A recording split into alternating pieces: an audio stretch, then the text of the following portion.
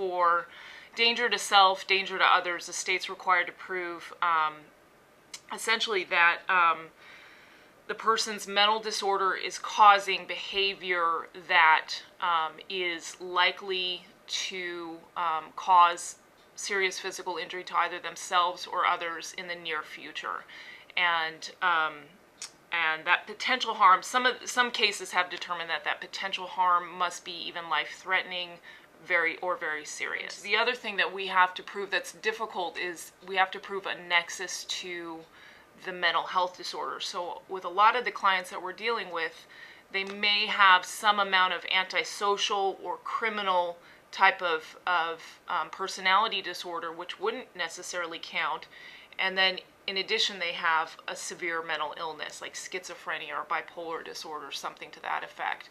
So we have to prove that the dangerousness is due in particular to that mental health disorder and not just criminal conduct. The thing that's more than frustrating is there is a fear, obviously, that ethically I have to, both myself and Jackson County Mental Health, who investigate these cases, have to remain within the parameters of the law.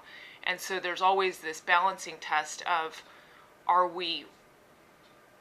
we cannot violate somebody's civil rights by going forward with a case or by even holding somebody for a period of time that doesn't meet the criteria written out in case law. And so we would be violating somebody's civil rights if we did so. And then the fear is, if we let this person go, which we have to do ethically, are they going to go hurt somebody?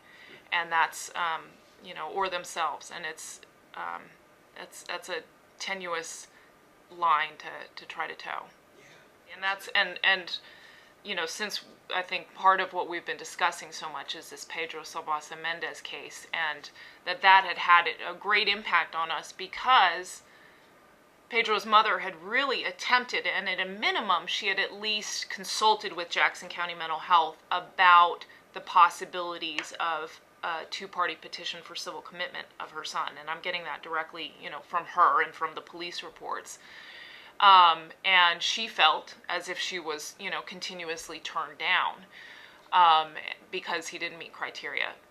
Now, we weren't consulted on that particular case, but had we, meaning the DA's office, had we been consulted, he clearly, at the time that she was calling in asking for help, did not meet the criteria that's laid out by the Court of Appeals.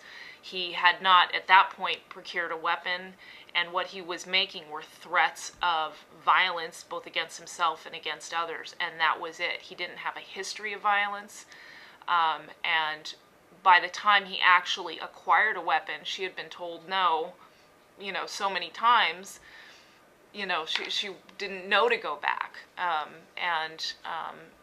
because, she had tried very hard to get help for her son, and it didn't work.